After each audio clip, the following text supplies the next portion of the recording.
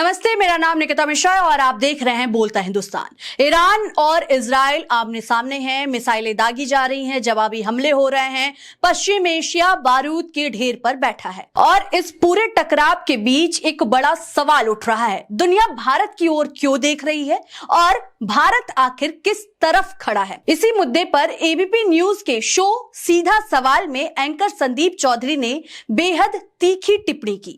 उन्होंने सीधे तौर पर ट्रंप पर दादागिरी का आरोप लगाया। उनका कहना था, अगर कोई ताकतवर देश किसी दूसरे देश के संप्रभु नेता पर हमला करता है, उसे निशाना बनाता है, उसकी गतिविधियों की पल पल की जानकारी रखता है, तो ये सिर्फ सैन्य ताकत नहीं बल्कि खुली दबंगई है। सवाल यहीं से शुरू होते हैं, क्या किसी भी देश को यह हक है कि वह दूसरे देश की सीमा के भीतर जाकर कार्रवाई करे? क्या आतंकवाद या सुरक्षा के नाम पर किसी राष्ट्र की संप्रभुता को दरकिनार किया जा सकता है? और अगर आज ईरान है तो कल कौन सा देश हो सकता है? संदीप चौधरी ने अपने शो में कहा कि जिस तरह से हमले किए गए, जिस तरह से पिन पॉइंट प्रिसीजन के साथ ऑपरेशन हुआ, उससे एक बात साफ होती है, अमेरिका और इजराइल की खुफिया निगरानी कितनी गहरी है। कौन किससे मिलने जा रहा है, कहां बैठा है, किस दफ्तर में बातचीत हो रही है। अगर यह सब पहले से पता हो तो यह सिर्फ सैन्य ताकत नहीं, तकनीकी और जासूसी क्षमता का भी प्रदर्शन है। लेकिन इसका दूसरा पहलू क्या है? अगर कोई महाशक्ति इतनी बारीकी से निगरानी कर सकती है तो क्या यह दुनिया के बाकी देशों के लिए चेतावनी नहीं है?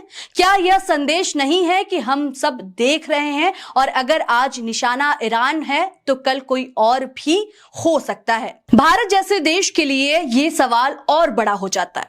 हम खुद को दुनिया का सबसे बड़ा लोकतंत्र कहते हैं, हम संप्रभुता और अंतर्राष्ट्रीय कानून की बातें करते हैं, हम कहते हैं संयम बरतना चाहिए, बातचीत से हल निकालना चाहिए। लेकिन क्या सिर्फ इतना कह देना काफी है?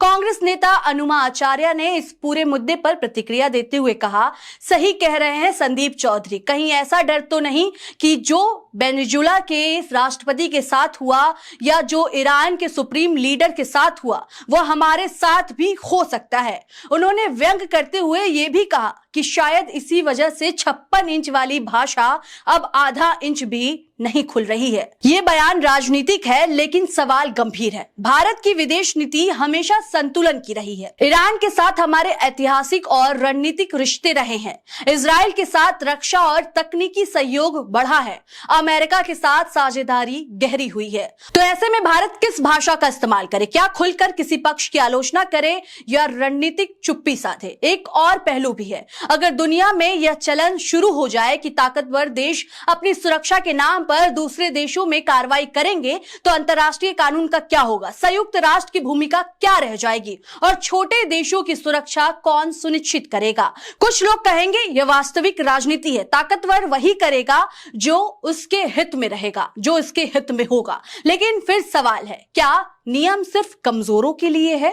भारत की स्थिति मुश्किल है। एक तरफ ऊर्जा सुरक्षा है, ईरान जैसे देशों से तेल और गैस का सवाल, दूसरी तरफ रक्षा सहयोग और ग्लोबल साझेदारी है इजराइल और अमेरिका के साथ, तीसरी तरफ हमारी अपनी छवि है एक जिम्मेदार लोकतंत्र की। तो क्या भारत को सिर्फ बयान देना चाहिए या सिर्फ मध्यस्थता की कोशिश करनी चाहिए? क्या हम शांति की अपील से आगे बढ़ सकते हैं? और सबसे अहम सवाल यही है कि क्या हम सच में स्वतंत्र विदेश नीति चला रहे हैं या वैश्विक दबावों के बीच संतुलन साधने की कोशिश कर रहे हैं या कोशिश भर कर रहे हैं? दुनिया बदल रही है, जासूसी तकनीकी बदल रही है, युद्ध का तरीका बदल रहा है, लेकिन एक चीज नहीं बदलनी चाहिए, संप्रभुता का सम्मान। अगर आज हम चुप हैं तो क्या कल हमारी आवाज सुनी जाएगी? अगर आज हम सिर्फ संयम की अपील करते हैं तो क्या इतिहास हमें मजबूत नेतृत्व के रूप में याद करेगा?